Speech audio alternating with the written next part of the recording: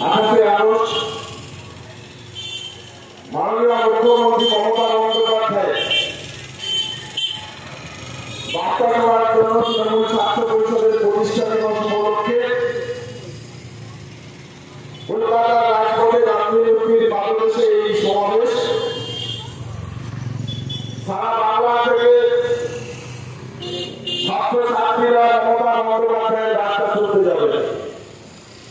শুধু এই পশ্চিমবাংলায় নয়, সারা ভারতবর্ষে যত বড় বড় নেতা মন্ত্রী হয়েছেন, ভারতবর্ষে এই বাংলাকে নেতৃত্ব দিয়েছেন, তারা প্রায় প্রত্যেকেই ছাত্র রাজনীতি করে উঠে এসেছে।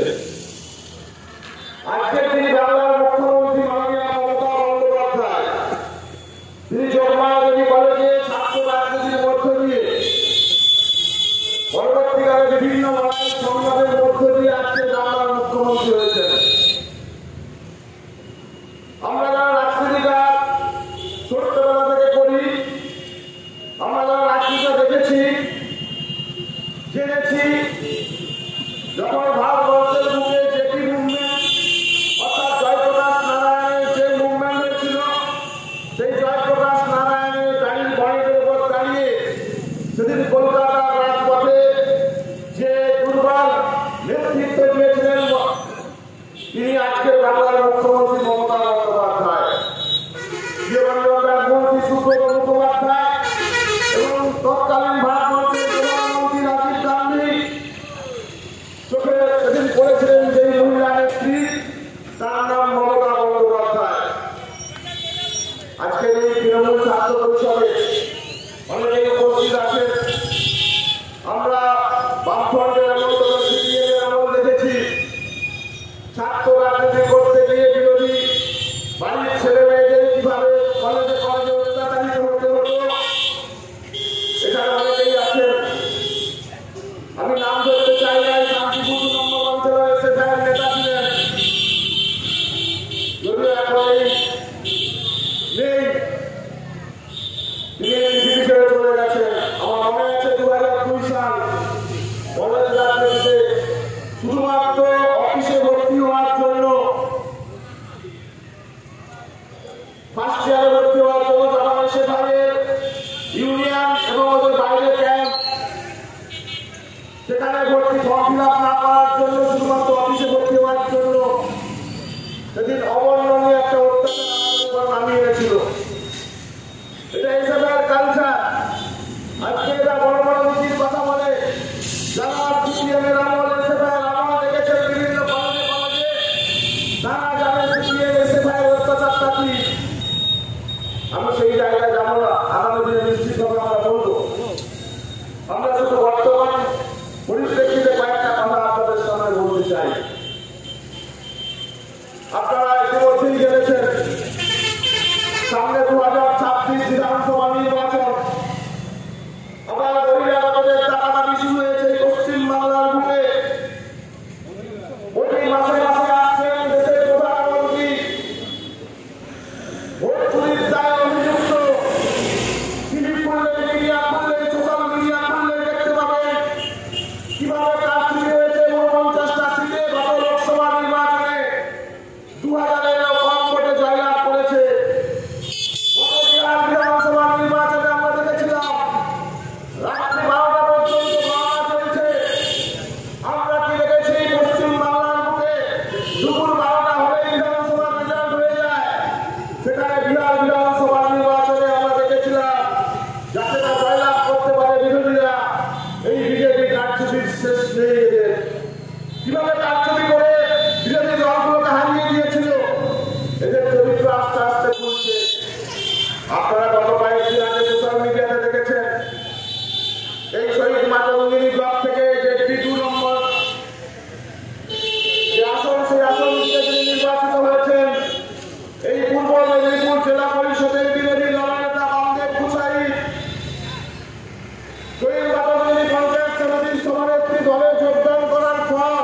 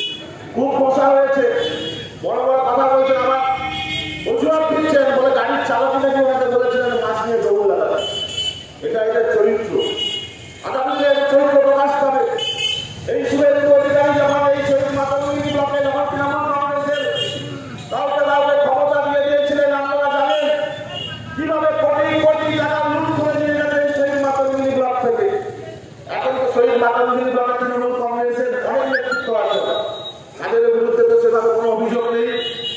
যত দল বন্ধু দেখুন, যত এই দল থেকে করে কমে দিয়ে দলের বদনাম করেছে তারাই কিন্তু আজকে করে দিয়েছে। আপনারা বিজেপির চরিত্র আস্তে আস্তে আপনারা দেখতে পাবেন। বিহারে যেভাবে মানুষের ঢল নেমেছে, দক্ষিণের রাজ্যগুলোতে যেভাবে বিজেপির বিরুদ্ধে মানুষ সর্বাত্মক প্রতিবাদে নেমেছে, আগামী নির্বাচনগুলো যদি সঠিক নির্বাচন হয় বিজেপি ধীরে ধীরে সাফ হয়ে যাবে। কারণ বিজেপির একটা এজেন্ডা, ভারতবর্ষের 83% হিন্দু মানুষ, আরো সব নিয়ে 87% সারা ভারতবর্ষে 13% মাত্র মুসলিম ভোটার রয়েছে। এরা একটাই কায়দা করে হিন্দু মুসলিমে যে রাজনীতিটা বিলীন করতো, যে রাজনীতিটা ইংরেজ করতো, সেই রাজনীতিটা এরা এই ভারতবর্ষে কায়েম করতে চায় ক্ষমতায় থাকার জন্য। যারা হিন্দু মুসলিমে যদি দাঙ্গা লাগিয়ে দেওয়া যায়, তাহলে হিন্দুদের একত্রিত করা যাবে, তাহলে সেই ভোট বাক্সে এলে তাহলে ক্ষমতায় থাকার সুবিধা হবে। আর বড় বড় শিল্পপতিদের এরা কামিদারি করে, আদানি আম্বানি যারা কামিদারি করে, গত 10 বছরে ভাবতে পারছেন না, গত 10 বছরে যে ঋণ এরা বিভিন্ন সরকারি ব্যাংক থেকে নিয়েছে, সেই ঋণ 15 লক্ষ কোটি টাকা ঋণ মকুব করে দেওয়া হয়েছে। ভাবতে পারছেন এটা একটা সরকার চলছে না, একটা চোর একটা সরকার চলছে, কেন্দ্রীয় সরকার। তৃণমূল কংগ্রেসের প্রতি অভিমান থাকতে পারে, তৃণমূল কংগ্রেসের প্রতি ক্ষোভ থাকতে পারে, কিন্তু বিজেপি দলটার সম্পর্কে একটু খোঁজ রাখুন। এরা এদের যারা গণধর্ষণ করে গণহত্যা করছে তাদেরকে জেল থেকে বের করিয়ে ফুলের মালা পরায়, এটাই তো এদের চরিত্র। এই বাংলার মধ্যে কোনো ঘটনা ঘটেনি আমরা বলবো না, কিন্তু তারা জেলে যাচ্ছে, তাদের ফাঁসি হচ্ছে, তাদের উপরে যে আইন অনুযায়ী তাদের দোষী সাব্যস্ত করে তাদের উপযুক্ত শাস্তি ব্যবস্থা করছে মমতা বন্দ্যোপাধ্যায়ের সরকার। এটাই তৃণমূল কংগ্রেসের সঙ্গে বিজেপির পার্থক্য। আমরা এদের পূর্বপুরুষ হিন্দু মহাসভা, যখন ব্রিটিশরা এই ভারতবর্ষ ছেড়ে চলে যাওয়ার পরিকল্পনা করেছিল, জেনে রাখুন, তখন এই মুসলিম লীগের সঙ্গে এরা বলে না শ্যামাপ্রসাদ মুখোপাধ্যায় নাকি বাংলা সৃষ্টিকারী, পশ্চিমবঙ্গের সৃষ্টিকারী, তাহলে বাংলা নাকি পশ্চিমবঙ্গ নাকি বাংলাদেশ বা পাকিস্তানের সঙ্গে চলে যেত। সম্পূর্ণ ভুল ইতিহাসের একটা তথ্য দেয়। সেদিন দাঁড়িয়ে ভারত ছাড়ো আন্দোলনের বিপক্ষে এই শ্যামাপ্রসাদ মুখোপাধ্যায়রা দাঁড়িয়েছিল। এই শ্যামাপ্রসাদ মুখোপাধ্যায়রা মুসলিম লীগের সঙ্গে একটি মন্ত্রিসভায় ছিল। হিন্দু মহাসভার বিরুদ্ধে নেতাজি সুভাষচন্দ্র বসুর মতো বীর সেনানী, বীর এই স্বাধীনতা সংগ্রামীরা আওয়াজ তুলেছিলেন।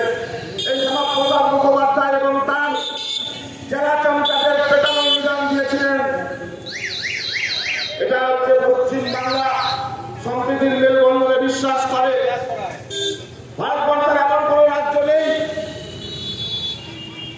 যেখানে প্রায় বিজেপি শাসিত বেশিরভাগ রাজ্য, সেখানে মমতা বন্দ্যোপাধ্যায়ের মতো কোন মুখ্যমন্ত্রী নেই। বিজেপির একটাই ভাবনা, একটাই চিন্তা, যেন যেন প্রকারে শিল্পপতিদের দাবিদারি করা। এরা ব্রিটিশের সেদিনের চক্রান্ত যদি ভারতবর্ষ স্বাধীনতা সংগ্রামে আমরা লক্ষ্য করি, সব থেকে বেশি যদি প্রাণ দিয়ে থাকে, তারা চাক্ত বলিদান দিয়ে থাকে, সেটা এই পশ্চিম বাংলার বাঙালি। একের পর এক যদি নাম ধরি, বাদল মিনিয়াচা, ক্ষুদিরাম বসু থেকে বিনয় বাদল, দীনেশ থেকে শুরু করে একের পর এক, কানাইলাল দত্ত থেকে বড়বেশ্বর দত্ত থেকে একের পর এক স্বাধীনতা সংগ্রামীর নাম করে শেষ করা যাবে না। আমদাবাদ জেলে এখনো দেখবেন প্রায় 500 বেশি যখন লেখা রয়েছে স্বাধীনতা সংগ্রামীদের নাম, তার 300 বেশি শুধু এই পশ্চিম বাংলা, অন্যত্র বাংলা থেকে, পশ্চিম বাংলা, উত্তর বাংলাদেশ, অন্যত্র বাংলা থেকে। সেখানে যেমন হিন্দুদের নাম রয়েছে, সেখানে মুসলিমদের নাম রয়েছে, অথচ এরা সম্প্রীতির মেলবন্ধনটাকে ভাঙতে চায়। তৎকালীন সময়ে দাঁড়িয়ে এরা ব্রিটিশের চর বৃদ্ধি করত। যারা বাঙালিকে ঘৃণা করে এরা ব্রিটিশের দ্বারা তখন তৎকালীন সময়ে চর বৃদ্ধি করত।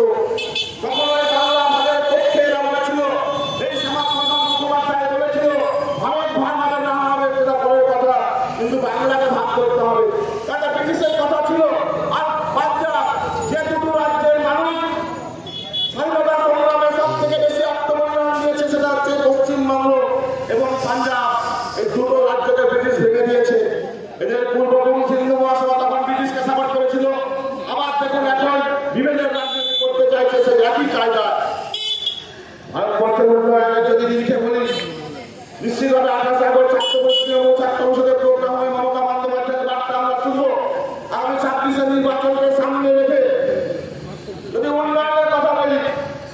ভারতবর্ষের এমন একটা রাজ্যের নাম বলুন যেখানে এত প্রকল্প উন্নয়নে রয়েছে।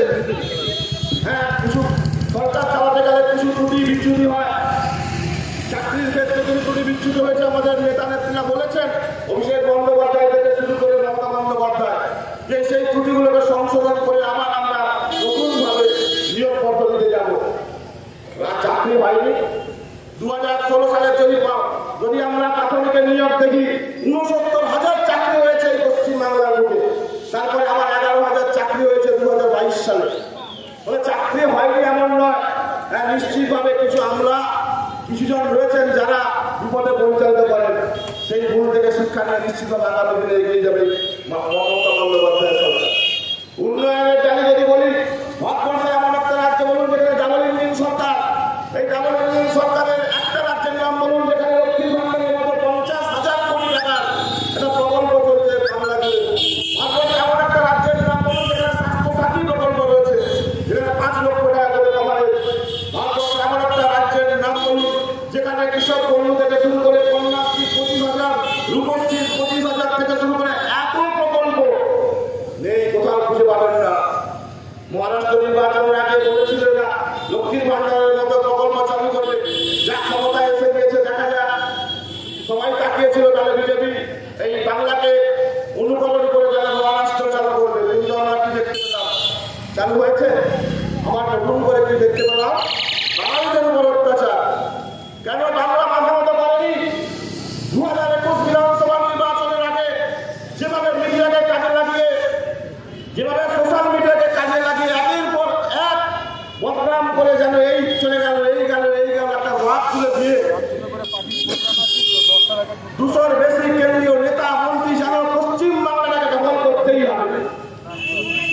কিভাবে 3 মাস ধরে পশ্চিম বাংলার উপরে কেন্দ্রীয় নেতা মন্ত্রী বিজেপি একের পর এক রাজ্যের মুখ্যমন্ত্রীর হেলিকপ্টারের পর হেলিকপ্টার এই বাংলার উপরে এসে নামছে।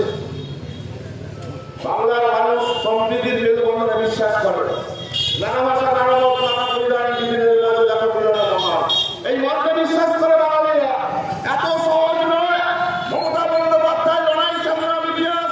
মমতা বন্দ্যোপাধ্যায়ের যে আন্দোলন, আপেক্ষিক আন্দোলনের মধ্য দিয়ে মমতা বন্দ্যোপাধ্যায় আজকে মমতা বন্দ্যোপাধ্যায় হয়েছেন। তার নেতৃত্বে যারা তার সৈনিকরা রয়েছেন তাদেরকে চমকে ধমকে ভয় দেখিয়ে এদেরকে চলানো যাবে না।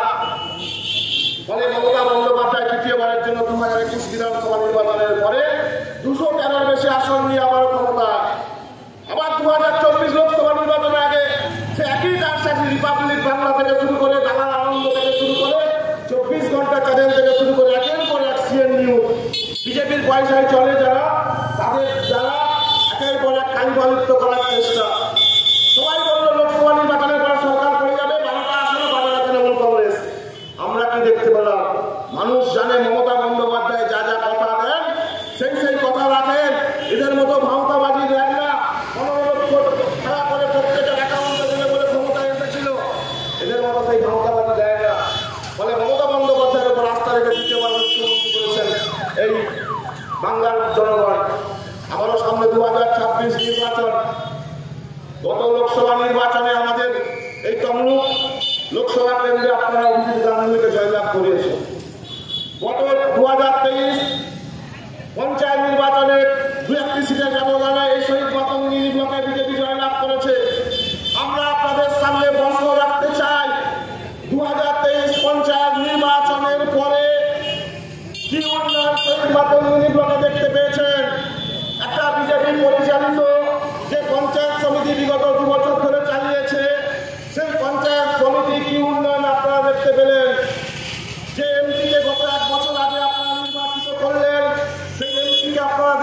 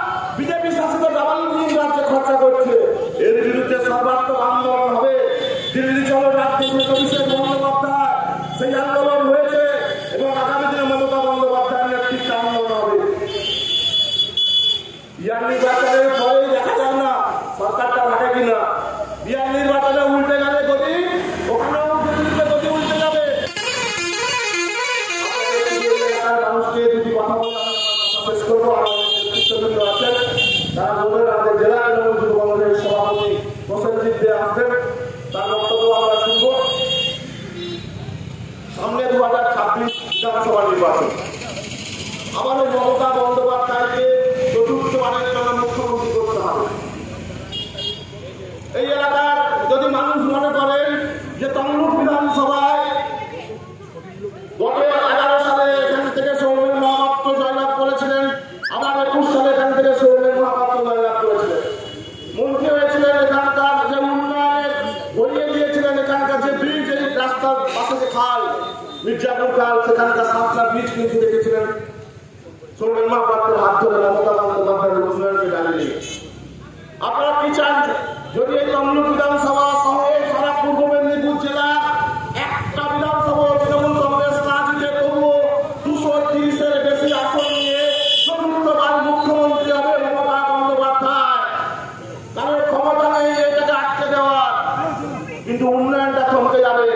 যে ভুলটা নন্দীগ্রামের মানুষ করেছিল, সেই ভুলটা মমতা বন্দ্যোপাধ্যায় যদি আজকে নন্দীগ্রাম থেকে জিতে, যেটা মমতা বন্দ্যোপাধ্যায় যে মুখ্যমন্ত্রী হতো, যদিও জুডিশিয়ারি আন্ডারে আছে, মমতা বন্দ্যোপাধ্যায়কে জয়ী দেখানো হয়েছিল, তারপরে আবার কায়দা করে লোকসভা করে হারিয়ে দেওয়া হয়েছে।